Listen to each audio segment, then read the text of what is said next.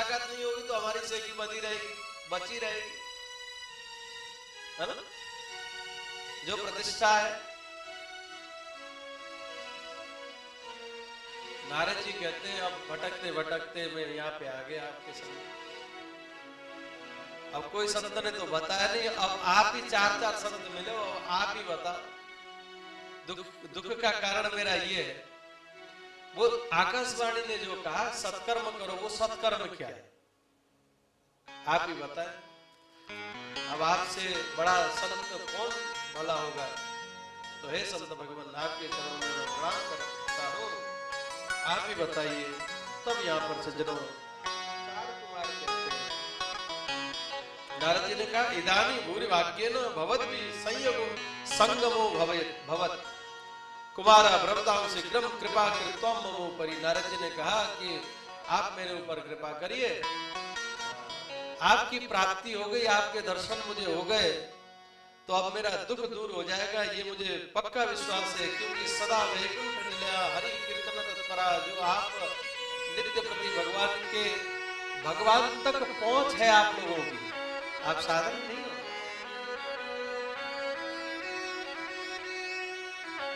अब आप ही बताएं कि वो सत्कर्म कौन सा है जिसके करने से ज्ञान और वैराग्य का बुढ़ापा दूर हो जाएगा, भक्ति मार्ग का दुख दूर हो जाएगा।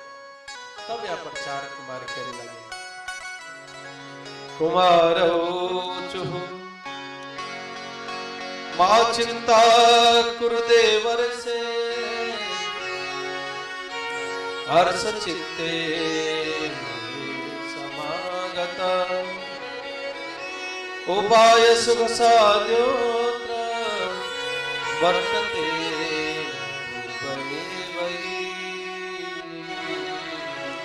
वर्तते।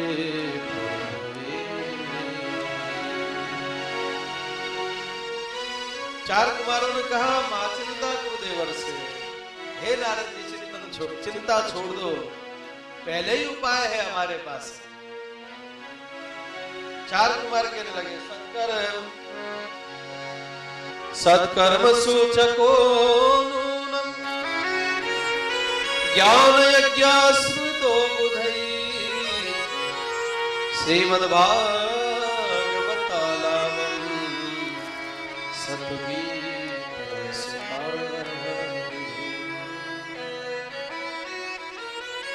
सत्कर्म के बारे में आपने पूछा है तो देखो पहले से तैयार है।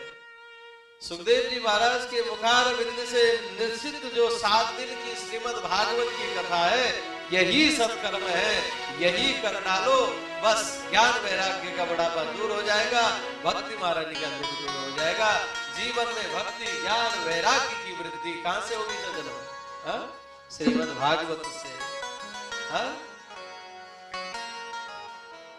अब ध्यान दीजिएगा सज्जनों, नारद जी ने कहा,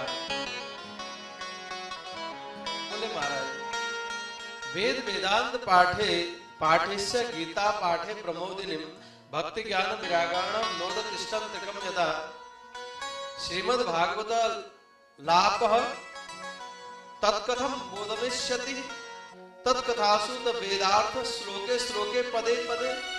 यहाँ पर थोड़ा सा नारद जी के हृदय में एक अविश्वास, बोले वेद वेदांत का पाठ मैंने किया, जबकि मैं भी जानता हूं कि वेद वेदांत का वेद रूपी कल्प वृक्ष का पका हुआ फल श्रीमद् भागवत है। तो वेद वेदांत के पाठ से ज्ञान वैराग्य का बुढ़ापा दूर नहीं हुआ तो भागवत से क्या होगा? आज चार कुमार कहने लगे नारद जी आपने अभी कहा वेद रूपी कल्प वृक्ष का पका हुआ फल भागवत है, जरा ये बताओ आम का फल बहुत अच्छा होता है और फल इतना अच्छा है और हम पत्तों को चबाने लगे, उस वृक्ष के टहनियों को चबाने लगे तो क्या आनंद आएगा? भैया माइक वाले भैया आप ये फोन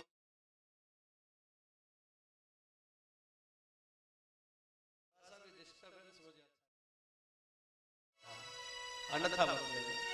4 घंटे मुझे आप लोगों ने यहाँ पे बैठाया है तो मैं चाहूंगा कि बिल्कुल आप लोग या तो सुनो या बोलो मत, बस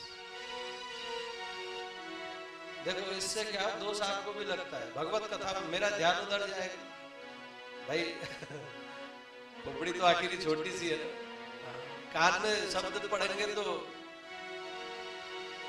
भगवत कथा में विक्षेप न हो, है ना, आपका तो सहयोग रहता है। कोई विशेष जरूरी हो तो चुपचाप बाहर जाए, आपने बात कर दी, आकर के बैठो। और वैसे 4 घंटे कह दो आज से, कल से कि बोले भैया 4 घंटे इतने टाइम तक वो महाराज बहुत खड़ूस है, कह देना, ठीक है। हाँ, बोले वृंदावन बिहारी लाल की जय हो। हाँ।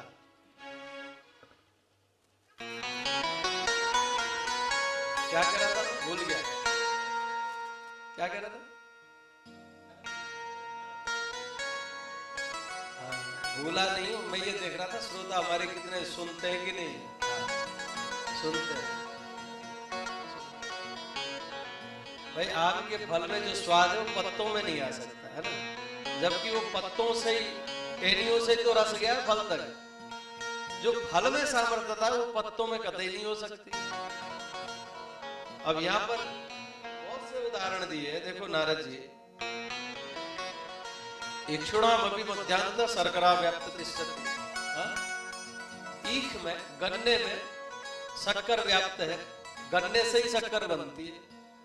पर पेड़ा बनाना हो तो हमारे घर में अगर चीनी नहीं है तो फिर हम कहें कि भैया गन्ने काट के ले आओ, उसको डाल देते हैं तो पेड़े नहीं बनेंगे। बनेंगे और बन भी जाए तो अच्छे नहीं बनेंगे। उसके लिए तो स्पेशल चीनी चाहिए जो कि गन्ने से निर्मित है। अच्छा, दिया जलाना हो तो घी चाहिए। हम कहें कि दूध से घी निकलता है तो दूध डाल दो, नहीं जल सकता दीपक, है ना। अनेकों प्रकार से दृष्टांत दे करके नारद जी को समझाया। नारद जी समझ गए। नारद जी ने प्रणाम किया, हे संत भगवान, मेरे समझ में आई आपकी बात। भाग्योदयेन बहुजन्म समर्जितेन सत्संगमं च लभते पुरुषो यदा वै अज्ञानेन कृतमो मदान्धकार भासं बोधयते विवेक। नारद जी महाराज कहते हैं, भाग्योदयेन बहुजन्म समर्जितेन, हे संत भगवान, जन्म जन्मांतरों के भाग्यों के उदय होने पर ही सत्संग की प्राप्ति होती है और सत्संग से ही ज्ञान की प्राप्ति है। बिनु सत्संग विवेक न हो, बिनु सत्संग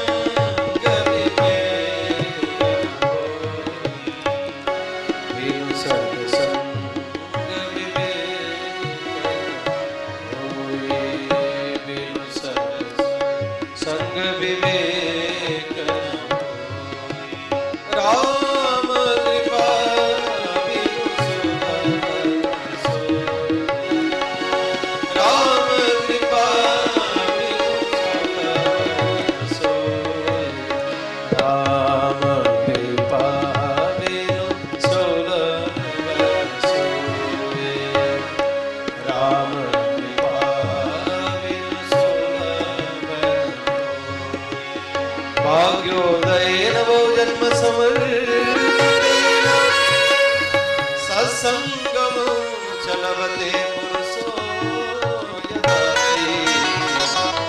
अज्ञान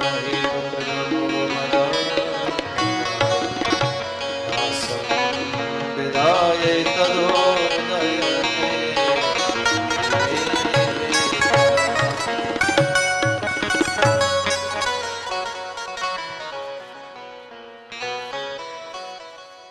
बिनु सत्संग, देखो कितनी अच्छी बात है ना। आज हम लोग सत्संग में बैठे हैं सज्जनों, राम कृपा बिनु सुलभ न सोई, है ना। जितने भी हम लोग बैठे हैं ना, 100% मान लो आप कि आज भगवान की कृपा हमारे ऊपर, दोनों हाथों से भगवान ने हमारे पीठ पर हाथ रख रखा है, तभी हम बैठे हैं। बिना उनकी कृपा के सत्संग चांस है।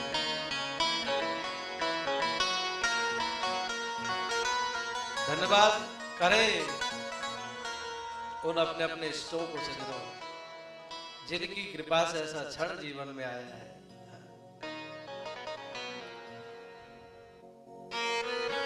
अब कथा का आयोजन कह तो दिया, कहां पे होना है, अब ध्यान दिएगा, बड़ी अच्छी बात है सुनने सुनाने वाली। देखो बद्री विशाल में मुलाकात हुई, बद्री विशाल क्षेत्र है ना, 4 कुमारों की नारद जी की वही तो मुलाकात हुई। अब कथा का आयोजन कहां करें फिर? नारद जी ने कहा ज्ञान एकम करिष्यामि सुख शास्त्र कथोज्ज्वलम। तब यहाँ पर 4 कुमारों ने कहा शृणु नारद वक्ष्यामो विनम्राय विवेकिने विवेकिने गंगा द्वार समीपेतु तटमानंद नामक। हाँ। नारद जी ने पूछा कथा कहाँ आयोजन करें फिर? 4 कुमारों ने कहा ऐसा गंगा द्वार पर करो। गंगा द्वार यानी हरिद्वार है ना, आनंद नामक तट पर। देखो जी भूमि की पवित्रता अगर देखते तो बद्री विशाल क्षेत्र बद्रीनारायण तीर्थ वो क्या श्रेष्ठ भूमि नहीं है? और इधर वृंदावन में ज्ञान वैराग्य के लिए निमित्त बना करके था तो वृंदावन में करते, वृंदावन भी श्रेष्ठ भूमि थी है ना। और यहाँ पर हरिद्वार में क्यों कहा? तो संत जनों ने विद्वान जनों ने बहुत अच्छी बात यहाँ पर कही। देखो जी बद्री विशाल में जो आज तो समय परिवर्तन हो गया, सज्जनों संसाधन बन गए, 4 धाम की यात्रा जब चाहो तब कर लो। पहले हमने ही सुना है अपने पिता बाबा से, वो कहते थे कि जो अपने घर गृहस्थी से फ्री हो गया बंदा तो फिर कहते अपने बेटे बहू से बेटी से सबसे कहते अच्छा ठीक है अब मैं 4